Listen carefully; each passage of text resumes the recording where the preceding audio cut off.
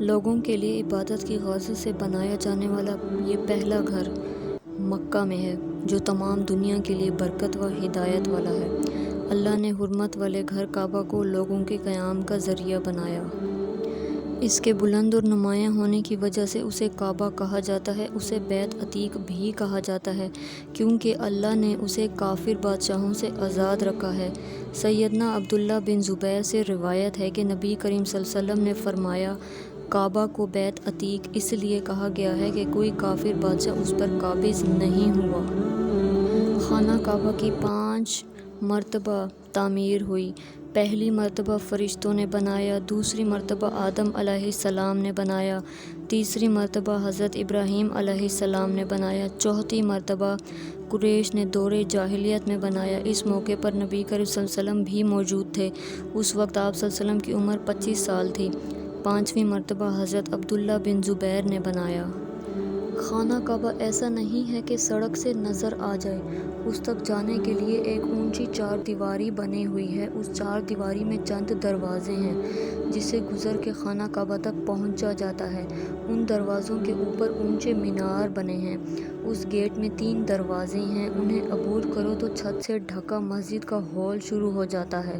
اس طویل ہال کے آگے زینے جو نیچے اس سفید صحن تک لے جاتے ہیں جو کعبے کا صحن ہے اور جسے سب پہچانتے ہیں، اس کو مطاف کہتے ہیں، لیکن کعبہ اس صحن تک پہنچنے سے پہلے ہی دکھائی دے دیتا ہے۔ کسی ستون کی اوٹ سے ایک دم سے کعبہ نظر آ جاتا ہے، پورا نہیں، بس کوئی ایک سیاہ کونا جس پہ سنہری دھاگوں کا کام ہوتا ہے، وہ ایک نظر، وہ ایک پہلی نظر سب سے قیمتی ہوتی ہے۔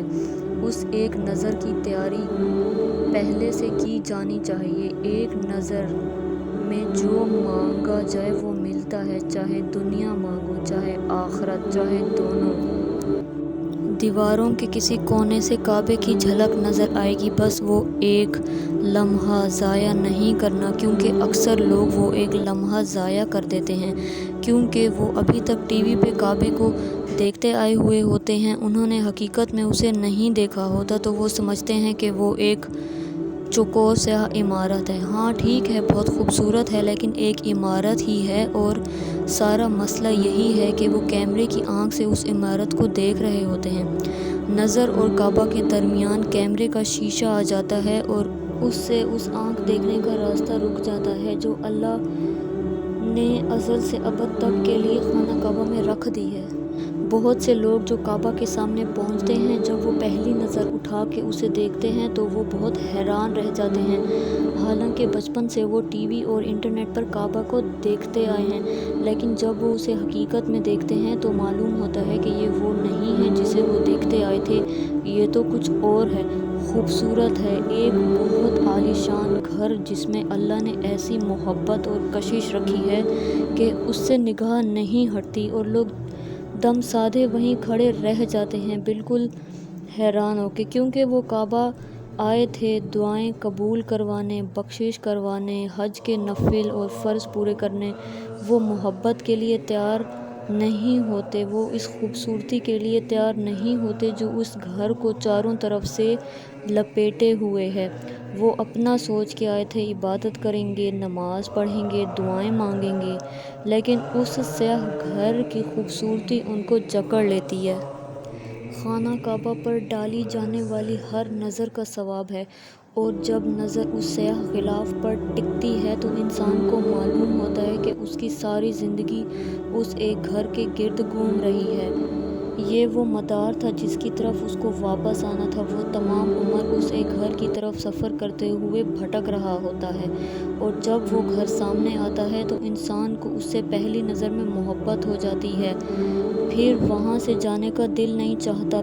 پہلی دفعہ جانے والے سوچتے ہیں کہ یہ ایک فرض یا نفل ہی ہے، اسے مکمل کر کے وہ واپس آ جائیں گے، لیکن وہ اس محبت کو تب تک نہیں سمجھ سکتے جب تک وہ اس گھر کو دیکھ نہ لیں۔ حرم شریف میں پہنچ کر انہیں اس گھر سے ایسی محبت ہو جاتی ہے کہ واپس آ کے وہ دعا مانگتے رہتے ہیں کہ اللہ انہیں پھر سے بلائے، بار بار آنا ہوتا ہے۔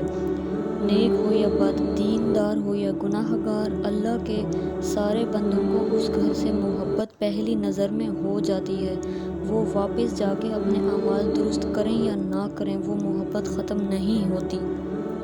وہ سیاہ گھر اپنے پورے جلال کے ساتھ صدیوں سے وہیں کھڑا ہے۔ آپ ہمیشہ کعبہ کے سامنے کھڑے ہو کے دعائیں مانگتے ہیں، کبھی کبھی آپ اسے بس دیکھتے جاتے ہیں۔ وہ اتنا خوبصورت، اتنا شان و شوکت والا ہے کہ آپ کا دل چاہتا ہے کہ ساری دنیا تھم جائے اور آپ وہیں کسی ستون سے سر ٹکائے اس ایک گھر کو دیکھتے جائیں۔ یہ وہ گھر ہے جہاں پہنچ کے سارے غم ختم ہو جاتے ہیں، ساری پریشانیاں بے معنی ہو جاتی ہیں۔ اس گھر میں ہر ایک کو پناہ ملتی ہے، سب کفن جیسا لباس پہن کر سر جھکائے یہاں آتے ہیں، کیا امیر اور کیا غریب، کیا نیک اور کیا گناہگار۔